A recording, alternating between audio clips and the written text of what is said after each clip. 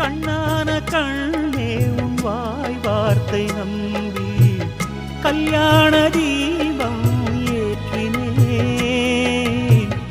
என் தீபம் கோயில் சேராது என்று தண்ணீரை நானே ஊற்றினேன்.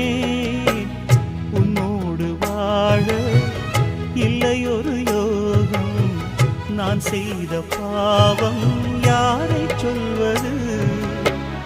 காதல் ரோஜாவே நலமாய் நீ வாழ்க, நீ சூடும் பூமாலை நான் போல் வாழ்கவே.